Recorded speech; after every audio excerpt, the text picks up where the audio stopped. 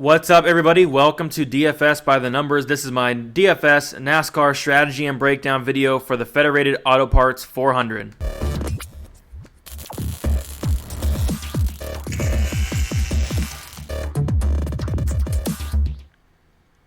What's up, guys? We are at Richmond this week. Really looking forward to it. We have 400 laps. Going to be plenty of opportunities for Dominator points here. We're going to break it down all for you here. Before we get started, if you guys can leave a like, subscribe if you have not yet, would really appreciate that. If you guys are new to the channel, key as always, the core plays are in green, GPP is in yellow, fade is in red, and punt is in orange. Last week was crazy. I mean, it was looking good, and then there was a big wreck at the end.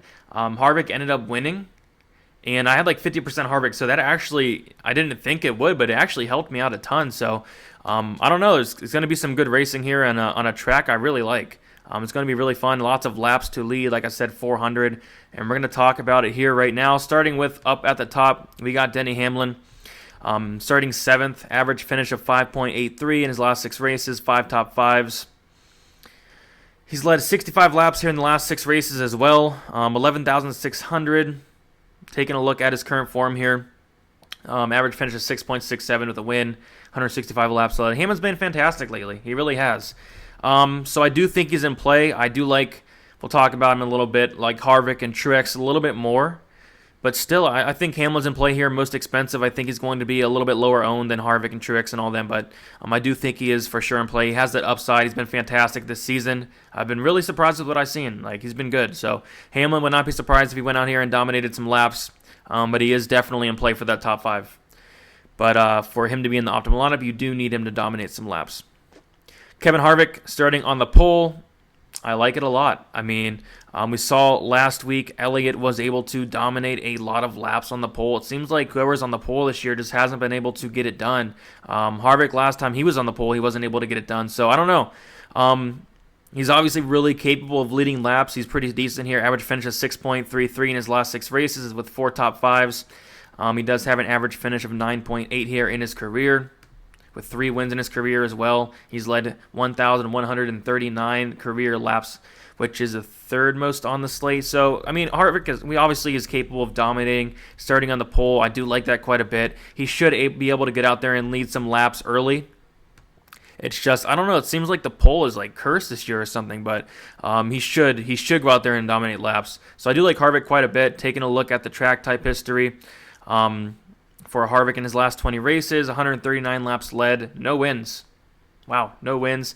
Current form, Harvick's been fantastic, 7.33 average finish with 3 wins, 351 laps led. Looks like a really good play for Harvick here.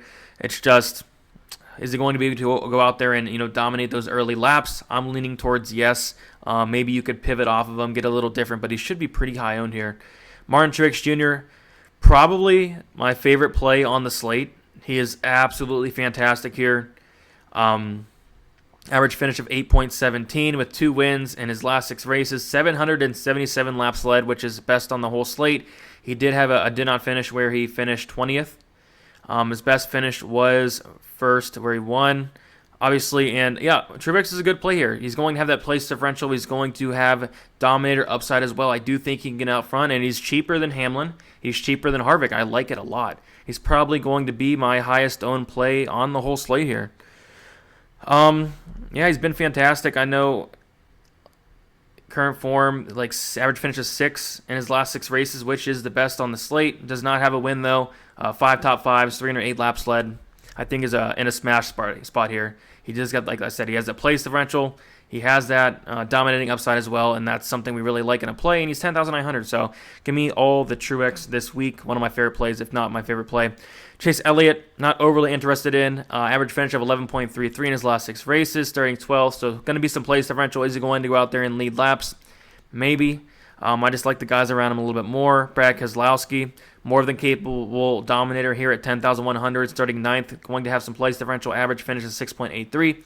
306 laps led in his last 6 races as well, so he's able to go out there and dominate some laps. So Keselowski, I feel like it could go a little bit overlooked here. It seems like he always does. It seems like we can always get him in the 15 to 20, 25% range. And he's more than capable of going out there and leading laps. So for that reason, I do like some Keselowski. Kyle Busch 9,800. If you told me that Kyle Busch was 9,800 at Richmond earlier in the year, I'd have told you were crazy, but we're getting him here at a very good price. He's very good here. Average finish of 6.17 in his last 6 races, 2 wins, 466 laps led. He does have 6 wins here in his career, which is by far the best on the slate, and 1,400 laps led, which is the second best on the slate. Like, this is a good spot for Kyle Busch, and he is 9,800. So I like this play quite a bit. It's just Kyle Busch has not lived up to the Kyle Busch standards this year. Maybe he gets it going. We are in the playoffs. So 9,800, I'm willing to take a shot, like, for sure. Like, this should be a spot where he does well. It's just, is it going to do well? I don't know. I hope so. And the sad thing is he's probably going to be high owned as well. So average finish of 15.83 in his last 6 races. Like I said, he just hasn't been great, but this should be a spot where he should do good. It's just really can't trust him.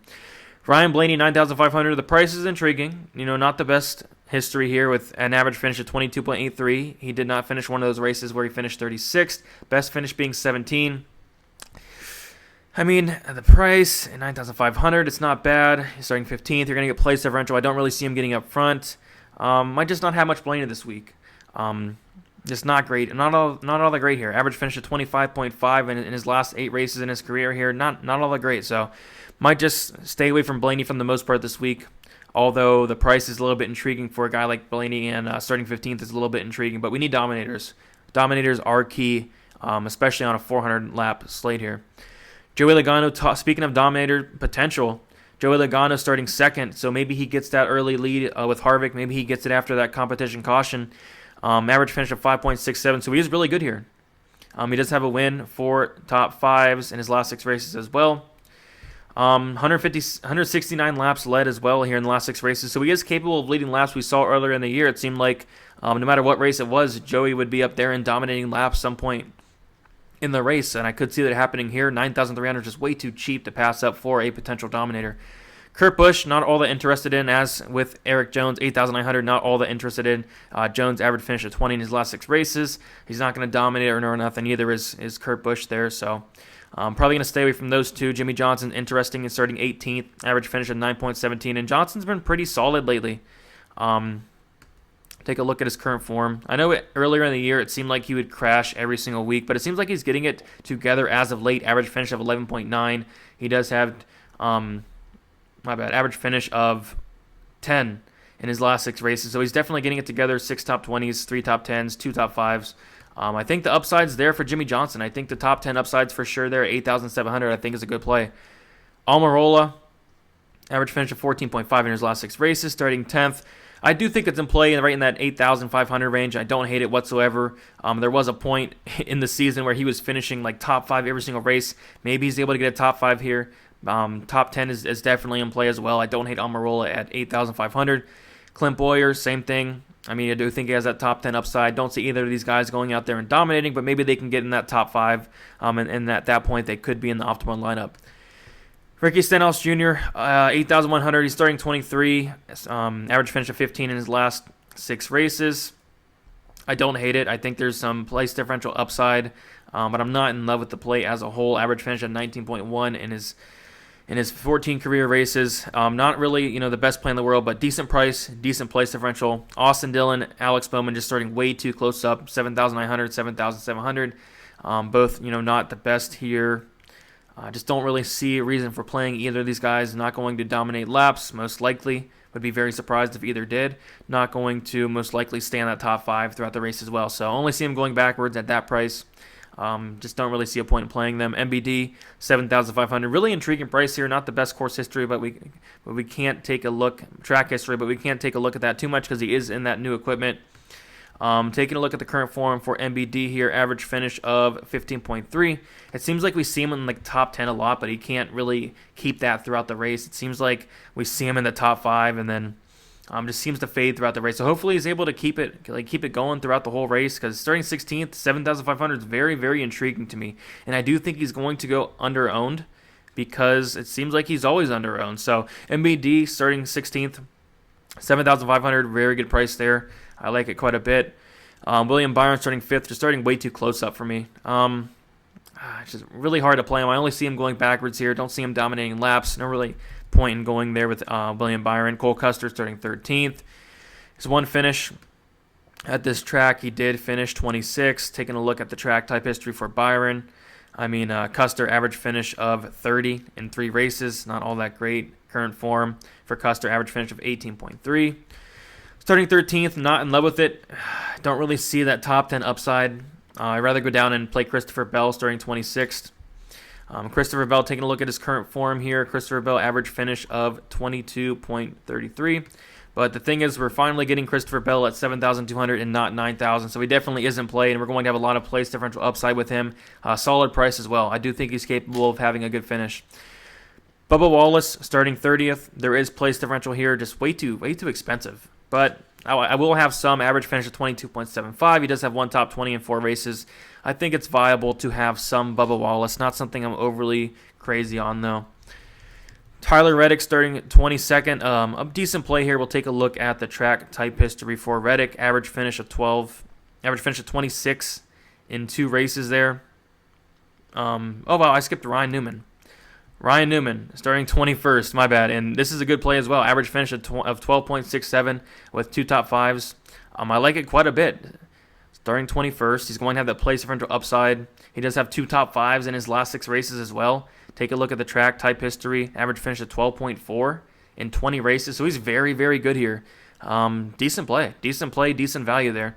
And then now we're at Tyler Reddick. Starting 22nd again, decent place differential upside there. Should do well, 6,900. I'm willing to take a shot on him for that place differential. Matt Kenseth, starting 19th. Not the best track history, but can't look all into that too much because he is in that new equipment. We'll take a look at the current form for Kenseth. Average finish of 20.17. Just been really disappointing this year, especially in that good equipment that he has. But 6,700, there is place differential upside. It will be sneaky. Nobody will play him. For that reason, I will have some, but not the best play in the world. John Hunter Nemechek, starting 31st, 6,500. Decent little value play here. Starting 31st, he's going to have some place differential. Looking at the current form, average finish of 24. I'm not expecting much. Maybe he finds the top 20. If he does, maybe he's optimal at that price, but just a little bit too expensive for me, but he should do fine. Ty Dillon, starting 27th, not the best track history.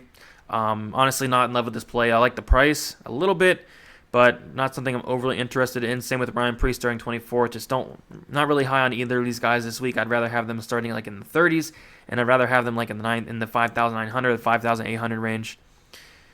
Chris Buescher is very interesting. Not the best track history, but he's been looking very good as of late. Looking at his current form here, average finish of 15 in his last 6 races. So he's really been putting it on lately, and he is 5,900. I think he's a fantastic pump play. I'm not sure he's going to be too popular, but I think people are going to know how good he has been doing. Like I said, not the best numbers, in the track history stats, but I do think he's a pretty good play. He's been really solid lately, and that price is very intriguing. I do think he has some upside as well. And then another pump play, Corey LaJoie, starting 34th. Don't know if this play is going to go out there and win you a tournament or anything, but I like it in cash. Starting 34th, 5,800. He's going to go up there and get some place differential. I can see him finishing maybe like 26th, 27th, 28th, around that range. Maybe it's enough to get you in the optimal lineup, depending on what else goes on down here. But Corey LaJoie is not an awful play. Other than that, Suarez not interested in. McDowell's very cheap, starting 20th. Maybe I'll take a couple shots on him. Other than that, everything else is going to be a pass for me. So in this race, I'm going to be targeting those dominators. I like Harvick a lot. Starting on the pole, I think he should do fine. Truex, Kyle Busch, Logano, I do all think have the dominating upside. Of course, Hamlin as well. Just mix and match your dominators up there. There are some decent value plays. I'd like to see more value on this slate. There's not all that much, but there are some spots. And that's about all I got for you guys. If you guys can leave a like on this video, subscribe if you have not yet, would really appreciate that a ton. If you guys have any questions, just comment below. You can follow me on Twitter, DFS_numbers, all that good stuff. Thank you guys so much for watching, and good luck today.